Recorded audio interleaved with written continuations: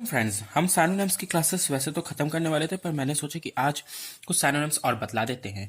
बिना time waste किए मैं आप लोगों को बतला दूं कि पहले भी हमने साइनोनिम्स की 3 वीडियोस लैंड लुक की है, तो आप लोग हमारे चैनल के अंदर जाकर के देख ले। जिन्होंने चैनल सब्सक्राइब नहीं किया है वो सब्सक्राइब कर ले, चाहे वो बीए के स्टूडेंट्स हों, चाहे वो बीकॉम के स्टूडेंट्स हों, चाहे वो बीएससी के स्टूडेंट्स हो या किसी भी यूनिवर्सिटी के हों, क्योंकि इसमें हम इंग्लिश के लगभग सभी ग्रेजुएशन लेवल के सिलेबस कंप्लीट करने वाले हैं। अभी हमारा सिनोनिम्स चल रहा है, इसके बाद हम एंटोनिम्स, और उसके बाद में मैं अभी हो सकता है कल से ही मैं आर्टिकल्स शुरू कर दूं। तो आर्टिकल्स भी हमारे मैं बहुत ही अच्छे तरीके से कंप्लीट कराऊंगा। मैं कहता हूं कि सिर्फ 2 वीडियोस में आप लोग आर्टिकल्स को पूरी तरह समझ लेंगे।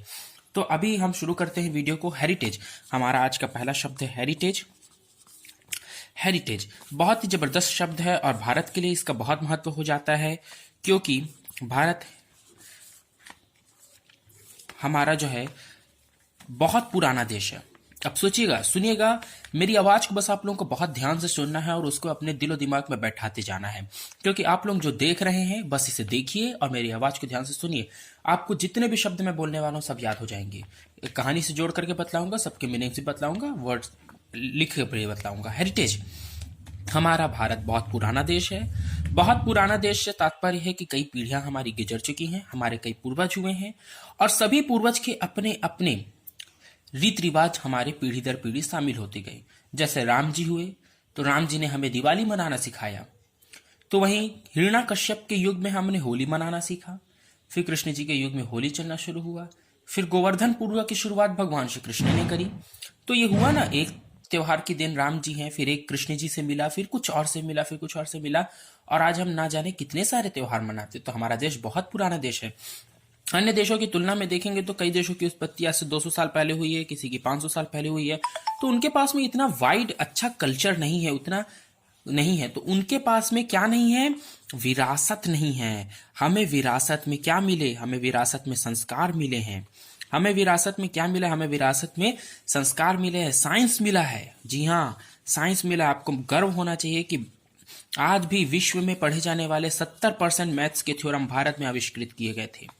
जी हाँ, 70% मैथ्स के थ्योरम भारत में आविष्कृत हैं। तो हेरिटेज का मतलब होता है विरासत। हमें विरासत में क्या मिला? हमारे माता पिता से हमें विरासत में कुछ चीजें मिलती हैं। हमें सबसे अनमोल चीज हमारे माता पिता से हमें विरासत में क्या मिलती है? वो जो हमें संस्कार देते हैं, हमारी पीढ़ी दर पीढ़ी चले आ रहा। वो बोलते हैं कि हमारे बाबा ऐसे करते थे, बाबा ऐसे करते थे। तो ये विरासत और हेरिटेज एक है। ठीक है, तो आपके बुक में जो दिया हुआ है the Indian heritage, Indian heritage has various colours. Various colours, देखिए यही वर्ड दिया है, यही वर्ड इसने भी दिया, the Indian heritage. Heritage HERITAGE होता है। Heritage has various colours. Various colours मतलब इसमें बहुत सारे कलर्स हैं। क्यों? क्योंकि बहुत पुराना संस्कृति है, तो बहुत सारे रूप रंग मिल चुके हैं, तो रंग बिरंगी संस्कृति है हमारी। इवोक, इवोक वर्ड है, स्वामी विवेकानंद जी बहुत यूज करते थे इसका। इवोक मतलब कि जाग जाना, बाहर निकलना, बाहर निकलना। अंधकार से बाहर निकलो, अंधकार से बाहर निकलो। इवोक, उठो, ठीक है, जागो। तो ब्रिंग आउट, ब्रिंग मतलब कि लाना और आउट मतलब बाहर। तो बाहर लाना, ब्रिंग मतलब लाना होता है, आउट मतलब बाहर। तो बाहर निकालना, ब्रिंग आउट, इवोक, ये एक ही शब्द हुए। His matchless talent has been evoked by his painting. उस व्यक्ति का जो टैलेंट था पेंटिंग का, वो बाहर आ गया है। और भी कुछ इवोक से लिख सकते हैं। और क्या लिख सकते हैं इवोक से? ये यही लिख लेते हैं, फिर मैं कभी और बतला दूंगा। हिज टैलेंट, मैचलेस को हटाना चाहेंगे तो भी हटा सकते हैं। टैलेंट हैज बीन इवोक्ड, यानी बाहर आना, बाय हिज पेंटिंग। वो जब पेंटिंग करी तो हमें मालूम चला कि उसके अंदर ये पेंटिंग का टैलेंट था और वो बाहर आया उसके पेंटिंग करने से। आइए अगले वर्ड की ओर बढ़ते हैं। अगला वर्ड है हमारा, इसको डाइटी कहा जाता है। क्या कहा जाता है? डाइटी कहा जाता है। और मैं आप लोगों को बतला दूं, डाइटी बहुत ही महत्वपूर्ण चीज है भारत की संस्कृति में।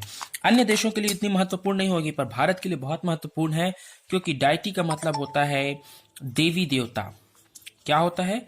देवी देवता, देवी देवता। और अधिकांश बता दूं, डाइटी का मतलब देवी देवता ही नहीं होता है, देवी देवताओं की मूर्ति। इसमें अधूरा दिया हुआ है, देवी देवताओं की मूर्ति ऐसा होता है। तो डाइटी मतलब कि जो हम बोलेंगे in our Champa, in our Champa there is DIETY deity of lordess Maa Samaleswari.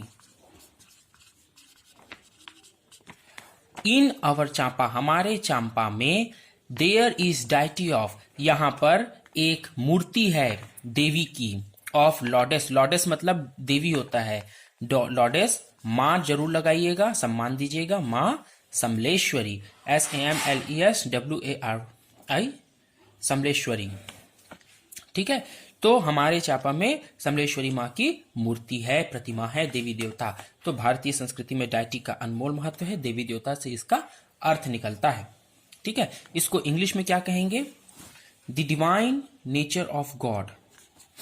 The divine मतलब क्या होता है बताइए? डिवाइन मतलब दैवीय शक्तियों से परिपूर्ण ना।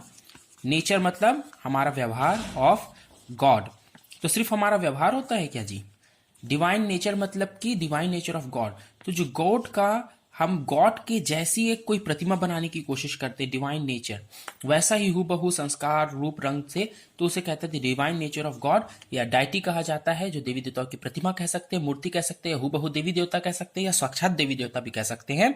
इन our Champa there is deity of lordess Maa Samaleswari. आपकी बुक में दिया हुआ है Brahma Vishnu and Mahesh are deities of Hinduism. Brahma Vishnu Mahesh ये हिंदू धर्म के देवी देवता हैं। अगला वर्ड है प्लेफुल। प्लेफुल मतलब होता है, देखिए, प्ले मतलब खेलना होता है, फुल मतलब प्लेफुल, जैसे हम लोग कहते हैं ना ब्यूटीफुल, BEAUTI, ब्यूटीफुल। तो ब्यूटी मतलब सुंदरता होता है, ब्यूटीफुल, फुल मतलब यहां पे होता है युक्त। तो ब्यूटीफुल मतलब सुंदरता से युक्त, सुंदरी। तो उसी प्रकार से प्लेफुल मतलब प्ले से युक्त मतलब खुशी से युक्त मतलब मजाकिया। इसका अर्थ होता है मजाकिया। और प्लेफुल मतलब होता है जेस्टफुल। ये इसका एक बहुत ही अच्छा मीनिंग है, बहुत बार यूज होता है, याद रखिएगा। जेस्टफुल इसलिए याद रखिएगा, मैथ्स जो कॉलम में अधिकांश प्लेफुल के साथ में जेस्टफुल ही देता है। तो आप इसमें कुछ भी लिख सकते हैं कि राजू श्रीवास्तव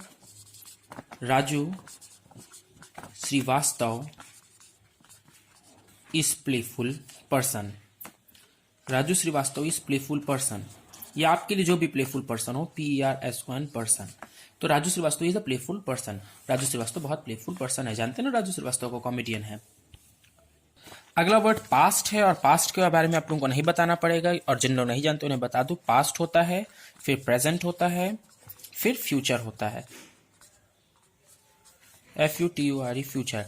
कहीं आप लोगों को प्रेजेंट दे दे तो क्या लिखेंगे? ऑलवेज लिव इन प्रेजेंट, इसका सेंटेंस बना के आइएगा, हमेशा अपने वर्तमान में जीना चाहिए। फ्यूचर लिखे जाए तो हैव अ ब्राइट फ्यूचर भी लिख सकते हैं, हैव अ ब्राइट फ्यूचर। या we are studying for our bright future, we are studying, हम पढ़ रहे हैं, STUDING, studying for our bright future, OUR, our bright future,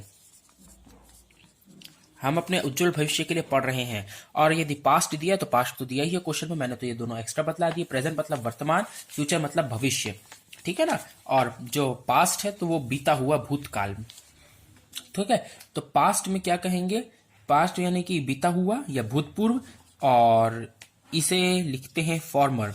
farmer क्यों लिखते हैं? फॉर्मर से मतलब समझ रहे हैं, फॉर्मर मतलब मरा हुआ को भी फॉर्मर कहा जाता है, जैसे ठीक है, फॉर्मर कहा जाता है। और फॉर्मर प्रेसिडेंट कहते हैं, फॉर्मर प्रेसिडेंट मतलब पुराने भूतपूर्व प्रेसिडेंट, ठीक है। Former president, former prime minister, जो रिटायर हो जाते हैं ना, जो पहले कभी थे अब नहीं है, तो उन्हें ऐसे कहा जाता है। We get lesson from our past. We get, बहुत सुंदर, ये इसी को ही लिख करके आइए, we get lesson from our past. हम अपने पास्ट से यानी कि भूतपूर्व चीजों से बहुत ही अच्छी लेसन सीखते हैं, मतलब शिक्षा मिलती है, हमें ज्ञान मिलता है, हमें सबक मिलता है ना। तो वी गेट, हमें मिलता है सबक, शिक्षा, ज्ञान अपने पास्ट से, भूतपूर्व से, और हम उसे फिर सुधारते हैं। और अभी आप लोगों को भी अपने अपने भविष्य को सुधारना है। फिर आता है वेरिड, और वेरिड का मतलब होता है, वेरी से बना हुआ है शब्द, भिन्न और विभिन्न, ठीक है। विभिन्न यानी कि डिफरेंट। डिफरेंट होता है। और इंडिया में क्या है जी, India has different various languages. India has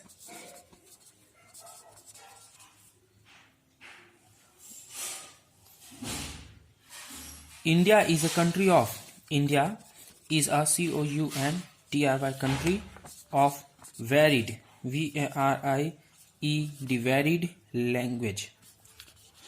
1800 से ज्यादा लैंग्वेजेस हैं भारत में, LANGUAGE लैंग्वेज।